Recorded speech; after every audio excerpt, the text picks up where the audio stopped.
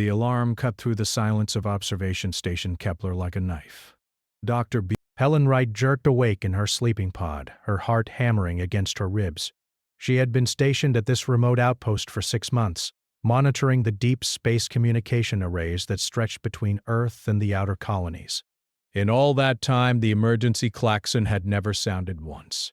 She pulled on her uniform and ran down the narrow corridor to the communications center. Lieutenant Ben Cooper was already there, his face pale in the glow of the monitoring screens. His fingers moved rapidly across the controls, trying to isolate the source of the signal. "What do we have?" Helen asked, sliding into the seat beside him. "Distress call," Ben said, his voice tight. "Multi-spectrum broadcast. Someone out there is screaming for help, and they want anyone who can hear them to know it." Helen pulled up the translation matrix. The station's computers were designed to decode hundreds of alien languages, a necessity in a galaxy where Earth was still the new neighbor that everyone watched with nervous eyes. The words began to scroll across her screen, and her stomach dropped. "This is Velen Republic Central Command. Our world is under attack. The Krath swarm has broken through our orbital defenses. Our cities are burning. We are a peaceful people. We have no weapons capable of stopping them. We broadcast this message to all members of the Galactic Council. Please, we beg for assistance. Our population centers will fall within days. This is a plea for help. Please respond. Please help us." The message repeated over and over, with growing desperation in the automated voice. "How far?" Helen asked quietly. Ben checked the coordinates. 3 weeks by human jump drives. Maybe a month for most Council species. Helen activated the long-range scanner. The distress signal was not alone in the void. Overlapping it were other transmissions, all heading toward the Galactic Council headquarters on the neutral station called Unity Point. The Velens had not just sent their cry to Earth. They had sent it to everyone. "We need to forward this to Command immediately," Helen said. "Already done," Ben replied. "But Doc, you know how this goes." The Council will debate. They will form committees. They will discuss non-interference protocols and resource allocation. They have done this before. Helen knew he was right. Earth had been part of the Galactic Council for 15 years now, ever since humanity developed faster than light travel and stumbled into a galaxy already full of ancient civilizations. But Earth's membership came with a price. The other species feared them. They called humans Deathworlders and whispered about the brutal planet that had forged them. Earth's gravity was twice that of most civilized worlds. Earth's diseases could kill dozens of species. Earth's animals were nightmares to creatures that had evolved in gentler places. The Council kept Earth at arm's length, voting on human proposals only when absolutely necessary, assigning them to distant territories, making sure that humanity remained isolated. "Patch me through to Admiral Morrison," Helen said. The call took 30 seconds to connect. Jake Morrison's face appeared on the screen. He looked tired, the kind of bone-deep exhaustion that came from too many meetings with politicians who did not understand military reality. His office on the Mars defense platform was Spartan, decorated only with a picture of his daughter and a flag from the old United States. "Dr. Wright," Jake said, "I assume this is about the Velen distress call. You have received it then?" Helen said. "We have received it. So has everyone else in this sector. The Council is already in emergency session." Jake's jaw tightened. They are doing what they always do. Talking. "What about us?" Helen asked. "What is Earth doing?" Jake leaned back in his chair. "The President has called a cabinet meeting. Ambassador Claire Stevens is at Unity Point right now, trying to get the Council to authorize a relief mission. But you know how they see us, Helen. We are the dangerous ones. The unpredictable humans. Half the Council thinks if we send ships we will start a war. The other half thinks we are not capable of helping anyway." "That is insane," Ben said from beside Helen. "We have the fastest ships in the galaxy. We could be there in 3 weeks. "I know," Jake said simply. "I have already begun preliminary deployment orders. If the Council authorizes a mission, we will be ready. If they do not," he paused, "then we will have a decision to make." The transmission ended. Helen sat in the quiet of the communications center, listening to the Valen distress call repeat in the background. She thought about the people on that distant world, looking up at their sky and watching it fill with enemy ships. She thought about children hiding in shelters while their parents tried to protect them with whatever tools they had. She thought about how it felt to be helpless. "Do you think we will go?" Ben asked quietly. "I think Jake Morrison will not be able to sleep if we do not," Helen replied. 3 days passed. The Valen distress call grew weaker as their transmitters were destroyed one by one. Updates came through official channels, each one worse than the last. 2 Valen colony worlds had gone silent. Refugee ships were fleeing into deep space with nowhere to go. The Krath swarm was stripping the planets of resources and leaving nothing but ashes behind. The Galactic Council held session after session. They formed an investigative committee. They drafted a strongly worded condemnation of Krath aggression. They debated whether intervening would violate the principle of allowing younger civilizations to solve their own conflicts. They did everything except send help. On the 4th day, Helen received a priority message from Mars. It was brief and to the point. Observation Station Kepler is to maintain monitoring protocol and relay all intelligence to Fleet Command. Defense Fleet Alpha is deploying to Valon space with or without Council authorization. Morrison. Helen felt something tight in her chest loosen. She looked at Ben, who had read the same message. "They are really going," Ben said, wonder in his voice. "They are really going," Helen confirmed. On Unity Point, Ambassador Claire Stevens stood before the Galactic Council. She was a small woman, with gray hair and eyes that had seen too many compromises. But today, there would be no compromise. "Earth will respond to the Valen distress call," she announced, "with or without this council's blessing. We believe that civilization means something. It means that when someone calls for help, you answer. We invite any member of this council who shares that belief to join us. But we will not wait any longer for you to find your courage." The chamber erupted in protests and arguments. Claire simply walked out. In orbit around Mars, 5 Earth ships began their final preparations for departure. The crews loaded ammunition and medical supplies. Engineers ran last-minute diagnostics on jump drives. Marines checked their equipment and said goodbye to families they might never see again. Captain Greg Hamilton stood on the bridge of the EDS Vanguard and looked at the planet below. Somewhere down there, his son was probably at school, learning about history and math and the normal things that children learned. Greg wondered what history would say about what they were about to do.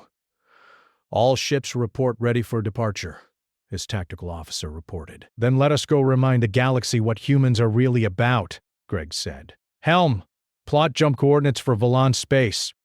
Maximum speed. The 5 ships turned away from Mars and accelerated into the dark. Behind them, Earth held its breath. Ahead of them, a desperate world waited for salvation that every civilized species had denied them. The Deathworlders were coming. The jump through faster-than-light space always felt wrong to Greg Hamilton.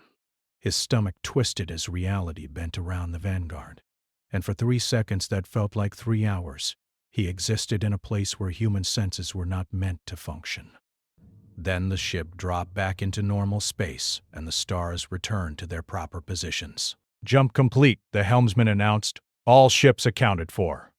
2 weeks to Velen space. Greg nodded and stood from his command chair. They had made the first jump of 7 that would take them to the dying world. Around him, the bridge crew worked with quiet efficiency.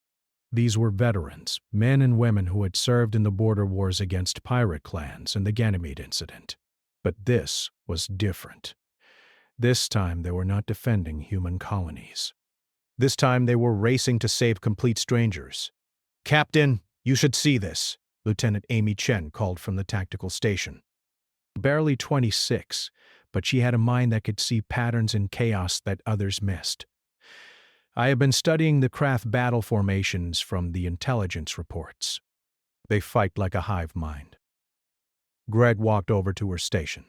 The screen showed recordings from Valon defense satellites before they had been destroyed. The Krath ships moved in perfect coordination, like a school of fish or a flock of birds. There was no individual initiative, just flawless execution of group tactics. They are deadly efficient, Amy continued. But that gives us an advantage. They rely on constant communication. If we can disrupt their network, even for a few minutes, they will lose cohesion. How do we disrupt it? Greg asked. I am working on that, Amy said with a slight smile. Give me a week. Down in the hangar bay, the Marines were running drills. Colonel Lisa Park watched her people practice boarding actions and urban combat scenarios. She had served in 3 campaigns and carried scars from all of them. Her second-in-command, a hard-edged man named Sergeant Clay Johnson, approached with a datapad. Latest intel from the Velen Republic, Clay said. It is not good, Colonel. Lisa read the report. The Krath had landed ground forces on the Velen homeworld. The aliens were not just destroying military targets anymore. They were systematically dismantling cities and processing the wreckage for raw materials. The Velen people, who had not fought a war in 300 years, were hiding in whatever shelters they could find. They are scholars, Lisa said quietly, artists and philosophers. They built a civilization on knowledge, not weapons, and now they are paying the price for it. We are going to get there in time, right? Clay asked. Lisa looked at the Marines training below. Private Danny Foster was helping a newer recruit with his equipment. Danny was a farm kid from Nebraska, barely 20 years old, who had joined the service because he wanted to see the galaxy. Now he was about to see the worst it had to offer. We have to, Lisa said, because if we do not, who will? In the medical bay of the EDS Mercy, Dr. Nathan Cross was preparing for the casualties he knew were coming. The Mercy was a hospital ship equipped with the most advanced medical technology Earth had developed. But Nathan knew that advanced technology meant nothing if he ran out of time or supplies. His staff worked around him, setting up surgical theaters and organizing medical supplies. A young nurse named Kelly Brooks approached with a question about Villain biology. We have the basic scans from their embassy on Earth, Nathan explained, pulling up a holographic display. They are carbon-based like us, but their blood uses a copper compound instead of iron. We can treat their wounds, but we will need to adjust our approach. No iron-based supplements, different clotting agents. Will our antibiotics work on them? Kelly asked. Most of them, yes. That is one advantage of being from a death world. Our medicine is designed to fight diseases that evolved in one of the most hostile environments in the galaxy. Valen infections should not stand a chance. Nathan paused. But their immune systems are weaker than ours. We need to be careful about cross-contamination. A common cold for us could kill them. On the EDS Liberty, the crew gathered in the common area to watch a message from the Galactic Council. Ambassador Claire Stevens was broadcasting from Unity Point, and her words were being relayed across every human ship and station. The Council has voted, Claire said, her face composed but her eyes angry.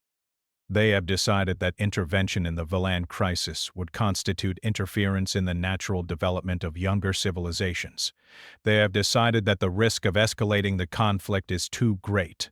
They have decided to do nothing. Angry murmurs filled the common room. Claire raised her hand for silence. But here is what the Council does not understand, she continued. Earth did not ask for permission. We asked for company. Our ships are already underway. We will reach Valan space in 12 days. We will stand between the craft and their victims, and we will show the galaxy what it truly means to be civilized. The transmission ended. The crew of the Liberty sat in silence for a moment. Then someone started clapping.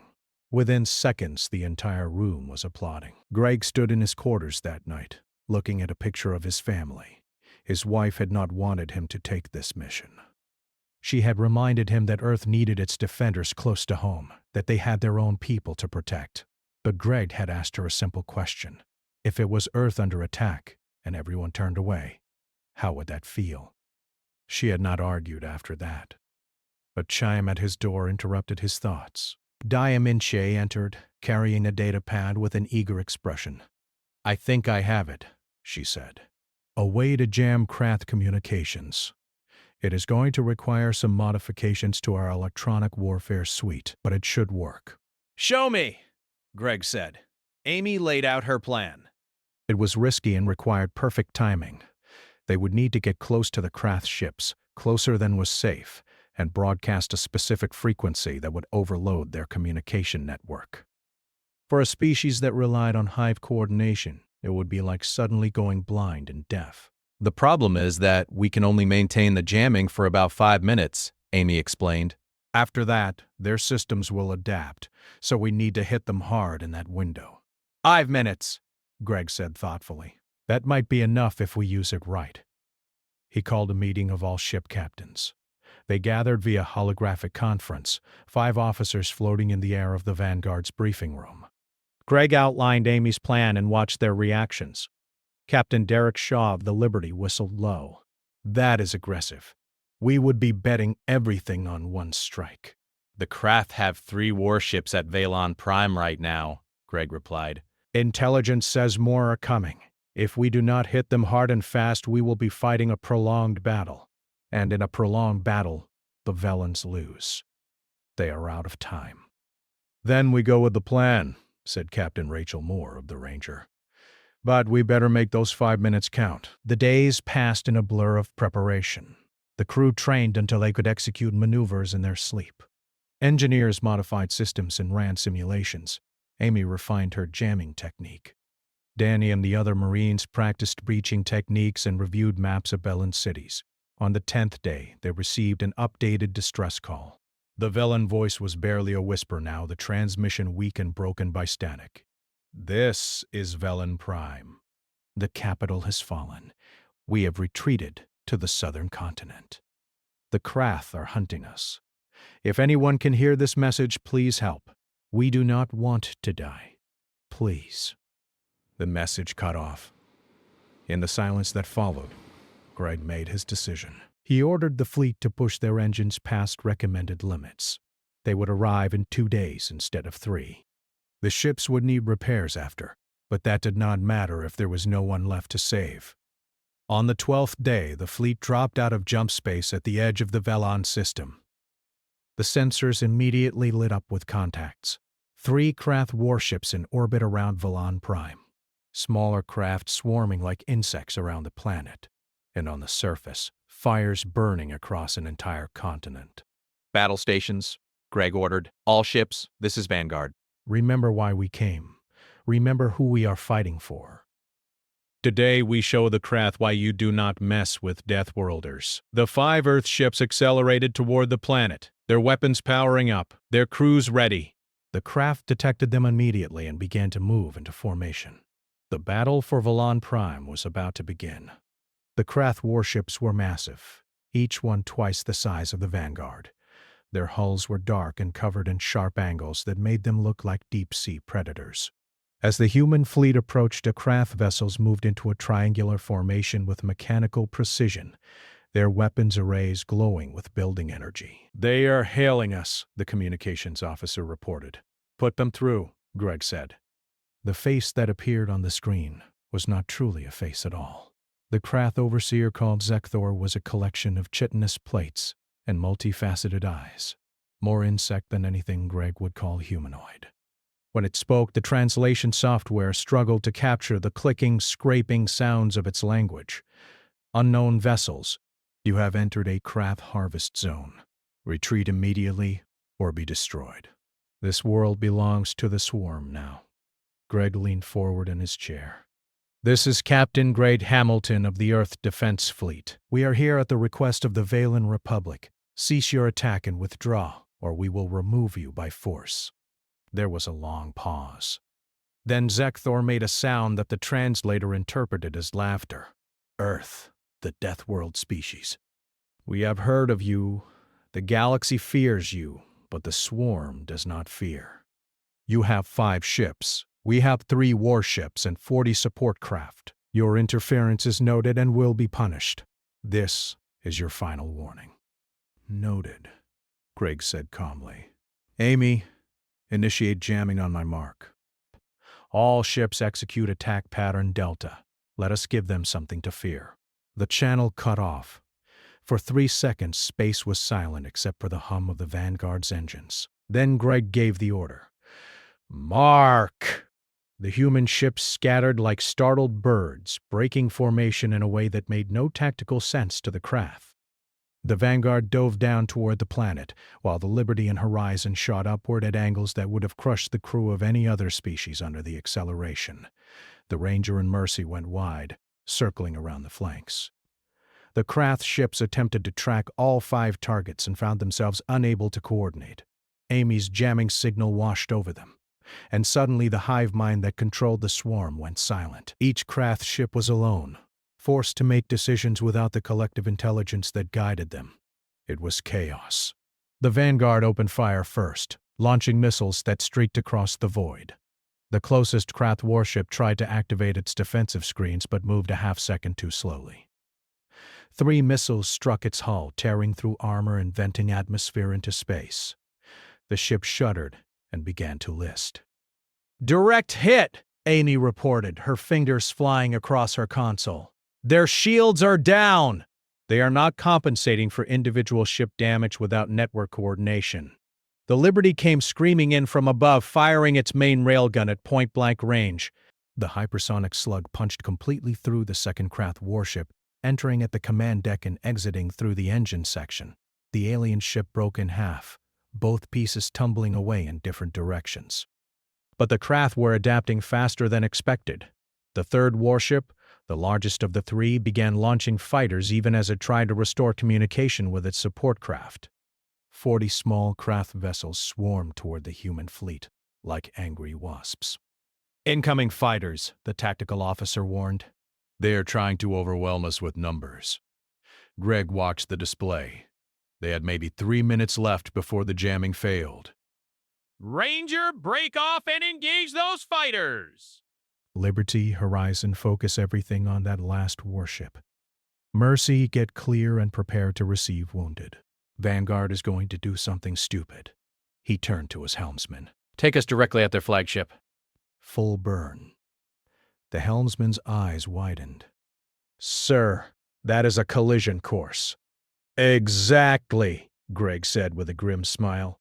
The Vanguard accelerated directly toward the massive craft warship. Weapons fire from both sides filled the space between them. The Vanguard's hull rang with impacts as craft plasma bolts scored its armor. Red lights flashed across the bridge as systems overloaded. "Shields at 40%!" someone called out. "Hold course!" Greg ordered. At the last possible second, Greg gave the command. Emergency maneuver, hard starboard, full burn. The Vanguard twisted violently, its engines screaming as it pulled more gravity force than any Council species ship could withstand.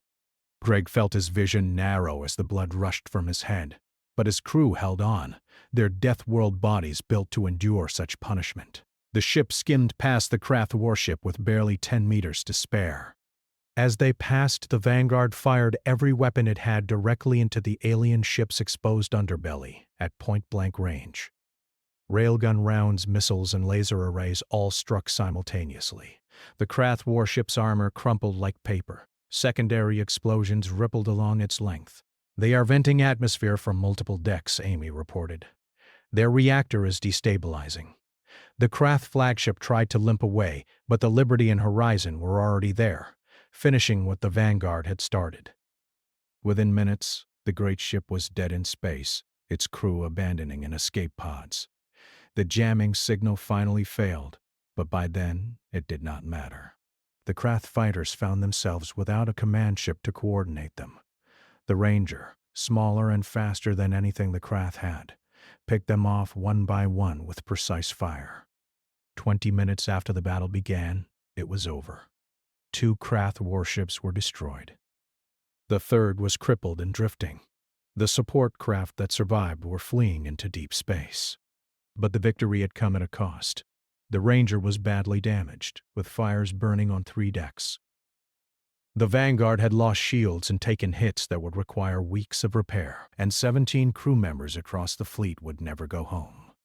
"Damage report," Greg said quietly, slumping in his chair as the adrenaline faded. The reports came in one by one.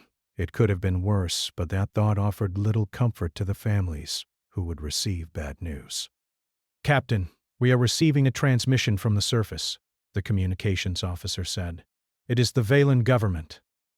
The face that appeared on screen was humanoid enough to read emotion, and what Greg saw was hope mixed with disbelief. The Valen official had pale blue skin and large eyes that glistened with tears. Earth ships, this is Minister Thelvan of the Valen Republic. We thought no one was coming. We thought we were alone. You saved us. You actually came. We are not done yet, Greg said. How many Krath are on your surface? Thousands, Thelvan replied. They have established landing zones in our major cities. They are rounding up our people and dismantling everything they can reach. We have been hiding, but we cannot hide forever. Greg looked at his tactical display. The space battle was won, but the war was not over. Stand by, Minister. We are sending help. He switched to the fleet channel. Colonel Park, you are up. Take your Marines down there and show the craft what happens when they mess with people under Earth's protection. On the hangar deck of the Vanguard, Lisa Park received the order with satisfaction. She had been waiting for this.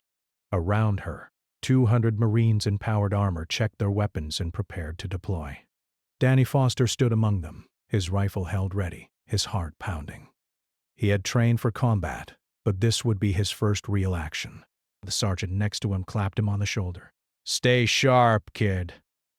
Remember your training, and remember why we are here. Yes, Sergeant, Danny said. The drop pods launched from all three combat ships, falling toward Balon Prime like meteors. Inside each cramped pod, Marines braced themselves for the violent landing ahead. The pods hit atmosphere and began to shake, their heat shields glowing red as they plunged through the sky. On the ground, in the ruins of the Valon capital city, a Krath ground commander watched the sky fill with falling stars. It consulted with the Swarm Collective and received new orders. These humans had defeated their ships. Now the Krath would see if they could fight on the ground as well. The first drop pod crashed into the street outside a captured Valane government building. The sides blew outward, and Lisa Park stepped out, her armor servos whining. Around her, more pods landed, disgorging Marines who immediately took up defensive positions. Spread out, Lisa ordered over the squad channel. Secure the area and locate Valon civilians. Remember, we are here to protect, not conquer. Watch your fire. A Krath warrior emerged from the building, raising a plasma weapon. Danny fired twice, his shots precise and controlled. The Krath went down. Then 10 more appeared. Then 20. Contact! Someone yelled. Multiple hostiles, all sides. The battle for Valen Prime had moved to the streets, and the Krath were about to learn why humanity's home world was classified as a death planet. The Marines moved through the urban terrain with practiced ease, their bodies adapted to gravity twice as strong as what they fought in now. They were faster, stronger, and more aggressive than anything the Krath had encountered. The liberation had begun. 3 days after the initial battle, the situation on Valen Prime had settled into an uneasy stalemate. The human Marines controlled the capital city and had pushed the Krath forces back to 3 fortified positions on the northern continent. But everyone knew this was temporary. Long-range sensors had detected the Krath reinforcements coming. A battle group of 12 warships that would arrive in less than 48 hours. In the damaged engineering section of the EDS Ranger, Kevin Torres worked with barely any sleep. He was covered in grease and burns from a plasma conduit that had exploded in his face 2 hours ago. The Ranger had taken the worst beating of any ship in the fleet, and by all reasonable assessments, it should have been abandoned. But Kevin did not believe in reasonable assessments. "Hand me the fusion coupler," he said to his assistant, a young woman named Sophie Grant, who looked just as exhausted as he felt. "Kevin, the chief engineer already said this ship cannot be saved," Sophie said quietly. "Maybe we should focus on stripping parts for the other ships." Kevin wiped sweat from his forehead and looked at the twisted wreckage of what had once been a beautiful piece of machinery. "You know what the Krath do to the worlds they harvest? They take everything. Every scrap of metal, every resource, every person. They leave nothing behind. That is what giving up looks like." He picked up a salvaged piece of Krath technology they had recovered from the destroyed warship. "We have their parts now. Their systems use different principles than ours. But energy is energy. If we can adapt their power distribution network to our damaged reactor, we might be able to get this ship moving again." "That is insane," Sophie said. Then she smiled. "When do we start?" On the surface, Danny Foster sat on a chunk of rubble that had once been part of a beautiful Velen library. Around him, the city showed the scars of battle. Buildings had collapsed, streets were torn up by weapons fire, and the smell of smoke hung in the air. But there were also signs of hope. Velen civilians were emerging from hiding, and human Marines were helping them search for survivors and distribute supplies. A young Valan girl approached Danny cautiously. She was small, maybe the equivalent of 8 or 9 in human years, with the same pale blue skin as all her people. She held something in her hands, a book that had somehow survived the destruction. "Hello," Danny said softly, setting down his rifle to seem less threatening. "What is your name?" "Lyra," the girl said in accented but understandable English. The Bellans had learned human languages as part of diplomatic training, though most had never expected to meet a human in person. "You are from Earth?" Yes, from a place called Nebraska. "It is very far from here." Lyra sat down next to him, clutching her book. "Why did you come?" "The Council did nothing. Everyone ignored us." "Why did Earth answer?" Danny thought about that question. He thought about his farm back home, about his family, about the simple life he could have had if he never joined the service. "Because someone had to," he said finally. "And because leaving people to die when you could help them is not something humans can do. At least it is not something we should do." "The others say you are Deathworlders," Lyra said. "They say your planet is dangerous, and that is why you are strong fighters. Is that true?" Danny nodded. "Earth is not an easy place. The gravity is heavy. The weather can kill you. There are animals that hunt and diseases that spread. But you know what? That taught us to be tough. It taught us to protect each other, because on a death world, you need your neighbors to survive." Lyra opened her book. It was filled with pictures of Velen art and poetry. "We are not fighters. We make beautiful things and study the universe. Before the Krath came, we had not had a war in 300 years. Does that make us weak?" "No," Danny said firmly. "That makes you lucky. You built something worth protecting. That is harder than learning to fight. Never forget that." A call came over Danny's radio. Sergeant Clay Johnson needed him at the defensive perimeter. Danny stood up, checked his rifle, and looked down at Lyra. "Stay in the shelter, okay? We are going to keep you safe." At the medical station set up in what had once been a Velen school, Nathan Cross worked on his 14th surgery of the day. The patient was a Valan civilian who had been caught in a building collapse. Nathan's hands moved with practiced precision, repairing damage and sealing wounds. Kelly Brooks assisted, handing him instruments before he even asked for them. "Blood pressure is dropping," Kelly warned. Nathan adjusted his approach, using a synthetic compound that would work with Velen biology. The patient stabilized. After another hour of work, Nathan stepped back and let his team finish closing the incisions. In the waiting area outside, Velen families sat alongside injured Marines. Nathan had treated both species side by side, and he had learned something important. When you stripped away the different skin colors and biological variations, pain looked the same everywhere. Fear looked the same, and so did hope. A Velen doctor named Marin approached Nathan during his break. She was older, with gray patches in her blue skin, and her eyes held deep sadness. "Dr. Cross, I must thank you for teaching us your medical techniques," Marin said. "We had never treated battlefield injuries before. Our medicine was for illness and age, not violence." "You are learning fast," Nathan said. "Your people are adapting." "We have no choice," Marin replied. "The Krath are coming back, are they not?" "Your sensors detected their fleet." Nathan could not lie to her. "Yes. 12 ships. They will be here in less than 2 days. And you will fight them again." "We will." Marin was quiet for a moment. "Why?" "You have done so much already. You could leave now, take your wounded, and return home." "No one would blame you, but you are staying." Nathan thought about the question.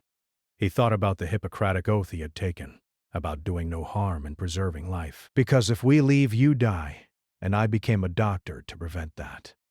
The uniform I wear does not change that basic truth.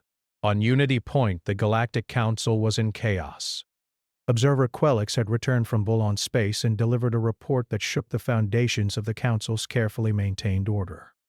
He described the human fleet's victory against superior numbers, the Marines fighting on the ground to protect civilians, the medical teams treating Valen wounded as if they were their own people. Ambassador Claire Stevens watched the Council chamber erupt in argument.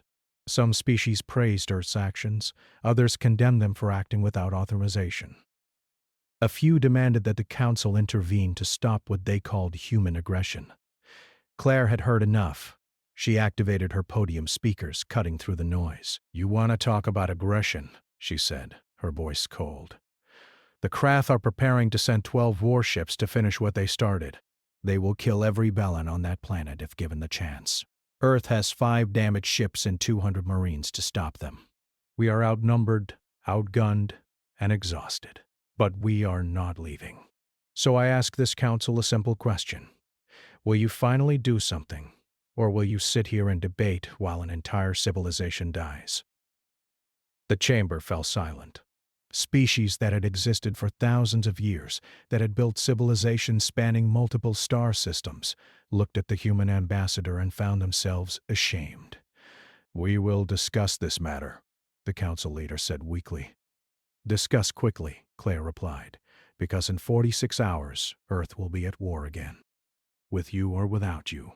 On the Vanguard, Greg Hamilton gathered his command staff for a strategy meeting. The holographic display showed the Krath battle group approaching. 12 warships, each one massive, coordinated by a hive mind that would not fall for the same jamming trick twice. "We cannot win this fight," Captain Derek Shaw said bluntly through the video link from the Liberty. "Not with the damage we have sustained. Not against those numbers." "Then we make them pay for every meter," Lisa Park said from the surface. "My Marines are not leaving these people." Greg looked at his officers, these men and women who had followed him into impossible situations before. "I am not ordering anyone to stay. If you want to withdraw your ships, I will understand. But the Vanguard is not leaving." One by one, each captain gave the same response. They would stay. Amy spoke up from her station. "Captain, even if we cannot win, we can hurt them badly enough that they think twice about attacking other worlds. We can make the Krath learn that there is a price for their actions." "Then that is what we will do," Greg said. "We have 46 hours to prepare. Let us use them well." "Kevin, how is the Ranger?" Kevin's tired face appeared on screen. "Give me 30 more hours, and I will have this ship ready to fly." "It will not be pretty, but it will fight." "Make it happen," Greg ordered. As the meeting ended and his officers returned to their duties, Greg stood alone on the bridge, looking at the stars. Somewhere out there, his family waited. Somewhere, Earth continued its daily life, unaware of the battle that was coming. He thought about what Lyra had asked Danny, why Earth had answered when everyone else stayed silent. The answer was simple. Because someone had to draw the line and say no further. Because civilization meant more than treaties and trade agreements. It meant standing up when it mattered most. Greg activated the fleet-wide channel. "All hands, this is Captain Hamilton. In less than 2 days, the Krath will return with enough force to destroy us. They expect us to run. They expect us to abandon the balance like everyone else did. They are wrong. We are going to stand and fight. Not because we can win, but because it is right. Because we are human, and humans do not leave people behind. Prepare yourselves. And remember what we are fighting for." He closed the channel and whispered to the empty bridge. "Come on then. Let us show you what Deathworlders really mean." The Krath battle group dropped out of faster-than-light travel at the edge of the Valan system like a swarm of locusts descending on a field. 12 warships, each one bristling with weapons, their dark hulls blocking out the stars behind them. On the bridge of the lead vessel, Overseer Zekthor studied the tactical display with satisfaction. The 5 human ships were still there, damaged and waiting. Foolish Deathworlders. They should have run. Send them our terms, Zekthor commanded. Surrender immediately or be destroyed. The Valen world will be harvested regardless. This is their final chance to preserve their lives. On the Vanguard, Greg received the message and deleted it without responding. Around him, his bridge crew worked in tense silence. The ship's repairs were incomplete. Whole sections were still exposed to vacuum. The shields would last maybe 10 minutes under concentrated fire. But the ship could fight, and that was all that mattered. All ships report ready, Amy announced.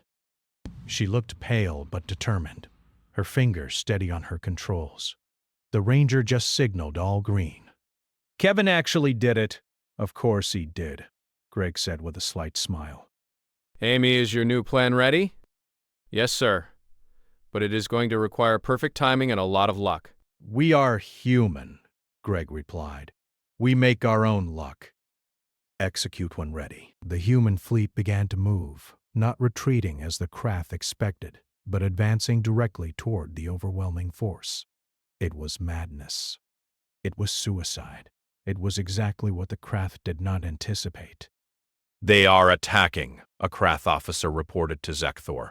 All 5 ships, direct approach. Destroy them, Zekthor ordered. The swarm will feast on their wreckage. The Krath warships opened fire, and space lit up with energy weapons and missiles.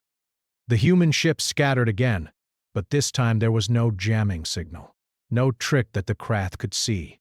The Liberty took a direct hit that tore through its port side. The Horizon's shields failed completely. The Ranger, held together by salvaged parts and determination, shuddered under multiple impacts. But the human ships kept coming. On the surface, Lisa Park watched the battle through her tactical display and felt her heart sink. They were losing up there, and there was nothing she could do to help. Her Marines were dug in around the Valen capital, waiting for the ground assault that would come after the fleet was destroyed. "Colonel," Clay Johnson called out, "you need to see this." Lisa turned to look at the sky. Something new was happening. Bright flashes appeared at the edge of her vision, the telltale signs of ships dropping out of faster-than-light travel. Her first thought was that more craft had arrived, but then her sensors identified the new arrivals, and she could not believe what she was seeing. "Those are Council ships," she whispered. The Council actually came. In space, Greg watched his tactical display explode with the new contacts. 7 warships had just arrived, bearing the markings of 3 different Galactic Council species. They were not the major powers, not the ancient civilizations that dominated Council politics. They were smaller nations, younger species that had been watching Earth stand with growing shame. A communication came through. "Earth Fleet, this is Captain Voran of the Trell Republic. We apologize for our delay. We had to convince our governments that some things matter more than politics. We stand with you." Another voice joined in. "This is Commander Shale of the Mekorthan Confederacy. Our council representatives voted against intervention, but our military decided to come anyway. We will face the consequences later. For now, we fight." A third voice, this one female and determined. "Earth ships, this is Captain Cirrus of the Quelix Defense Force. My people have been neutral for 200 years. Today, we choose a side. Today, we choose to be worthy of calling ourselves civilized." Greg felt something tight in his chest break open. They were not alone anymore. The galaxy had seen Earth's sacrifice and decided to answer. "All ships, this is Hamilton," He broadcast to the combined fleet. "Welcome to the party." Here is the plan. The 12 ships, 7 Council and 5 human, moved as one coordinated force. The craft suddenly found themselves not hunting a wounded prey, but facing a unified fleet that fought with desperate courage. The Council ships lacked Earth's aggressive tactics, but they had powerful shields and advanced weapons. Together, the combined fleet became something greater than the sum of its parts. Amy's plan unfolded perfectly. The human ships drew the craft fire while the Council ships flanked from unexpected angles. When the craft tried to refocus, the humans would strike again. It was chaos and coordination mixed together, a fighting style that the rigid craft hive mind could not predict. The Ranger, barely functional, proved to be the key. Kevin had done more than just repair the ship. He had turned it into a weapon. When 3 craft warships moved to surround the Vanguard, the Ranger positioned itself directly in their path. "This is Captain Rachel Moore to all ships," the Ranger's commander broadcast. "It has been an honor serving with you." "Kevin, I hope your crazy plan works." Kevin sat in the Ranger's engineering section, his hands on the controls of the modified craft reactor he had installed. It will work. "Probably. Everyone else, this is your last chance to evacuate." "We are not going anywhere," Sophie said beside him. The engineering crew had voted to stay. All of them. Kevin activated the sequence. The craft reactor began to overload, building energy at an exponential rate. The Ranger accelerated directly toward the 3 craft warships, its damaged engines screaming. "Get clear!" Rachel ordered the other ships. The Ranger struck the lead craft vessel head-on and the reactor detonated.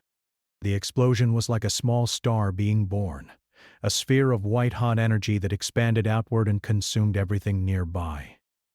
When it faded, 4 ships were gone. The Ranger and all 3 craft warships had been vaporized. The battle turned. The remaining craft warships, down to 8 now, began to falter. The hive mind coordination broke as individual ships tried to retreat. The combined Earth and Council fleet pressed the advantage, targeting engines and weapons. 2 more craft ships were destroyed. 3 were crippled and drifting. Zekthor aboard the damaged craft flagship finally understood what it meant to face Deathworlders. It was not just their strength or their weapons. It was their refusal to accept defeat, their willingness to sacrifice everything for others, their absolute conviction that some things were worth dying for. "Retreat," Zekthor ordered. "All ships, withdraw from this system. The harvest is lost." The 3 remaining functional craft warships turned and fled into faster-than-light space. The battle was over. On the Vanguard, Greg sat in his command chair and felt the weight of the last week crash down on him. They had won, but the price was steep. The Ranger was gone with all hands. 84 crew members across the fleet would never go home. Hundreds more were wounded. "Sir, the Velans are hailing us," the communications officer said quietly. Minister Thelvan appeared on screen, tears streaming down his blue face. "You saved us. Against impossible odds, you came when no one else would, and you saved us. How can we ever repay this?" "You already have," Greg said. "You reminded us why we serve. You reminded the galaxy what civilization should mean." On the surface, Danny helped Lyra and her family begin clearing the rubble from their home. The girl had not left his side since the battle ended, talking constantly about everything and nothing. She showed him her books and taught him words in her language. She was alive, and that made everything worth it. Lisa walked through the city and saw human Marines working alongside Valan civilians. They were building shelters, distributing food, treating the wounded. The Deathworlders and the Scholars working together to rebuild what had been destroyed. In the medical bay, Nathan performed one final surgery. A young Marine named Chris Palmer, who had taken shrapnel protecting Valan children. Nathan worked for 6 hours straight and saved the kid's life. When he finally stepped out of the operating room, Kelly was waiting with coffee and a tired smile. "How many?" Nathan asked. 43 humans. 212 Valans," Kelly replied. "All alive because of what we did here." Ambassador Claire stood before the Galactic Council once more. This time the chamber was different. Representatives from a dozen species approached her, asking how their worlds could establish direct relations with Earth. The major powers that had voted against intervention sat in silence. Their authority diminished. "The Council must reform," Claire said, "or it will become irrelevant. The galaxy does not need an organization that debates while civilizations burn. It needs leaders who understand that power without the courage to act is worthless." 3 months later, a memorial was unveiled on Valan Prime. It was a garden with trees from both Valan and Earth, growing together in soil mixed from both worlds. On a wall of polished stone, names were carved. Human and Valan, those who died and those who survived, all remembered together. Greg stood at the memorial with his surviving crew, Lyra was there too, holding Danny's hand. Balin and council dignitaries filled the space, along with representatives from Earth. Claire gave the dedication speech. We came here because civilization is not measured by your technology or your age or your power. It is measured by what you do when someone calls for help. Earth answered that call, and in doing so, we reminded the galaxy of something it had forgotten. That we are all responsible for each other, that there are things worth fighting for. And that sometimes the newcomers from the dangerous little death world can teach the ancient powers what it truly means to be civilized. As the ceremony ended, Greg received a priority message on his personal communicator. It was from Earth Defense Command. 3 more distress calls had been received from different systems, all ignored by the Council, all waiting for someone to answer. Greg looked at his crew, at the new friends they had made, at the world they had saved. He thought about the Ranger's sacrifice and the price they had paid. Then he thought about Lyra and the millions like her who were alive because someone decided to care. He smiled and activated his communicator. This is Commander Greg Hamilton. Tell them we are on our way. Plot the fastest course and prepare the fleet. Let us show the galaxy what Deathworlders really stand for. Around him, his crew straightened. Danny checked his rifle. Lisa called her Marines to prepare for deployment. Nathan began organizing medical supplies. The Deathworlders had answered one call. Now they would answer the next, and the next, until the galaxy learned that humanity would always come when someone needed help. Because that was what it meant to be human.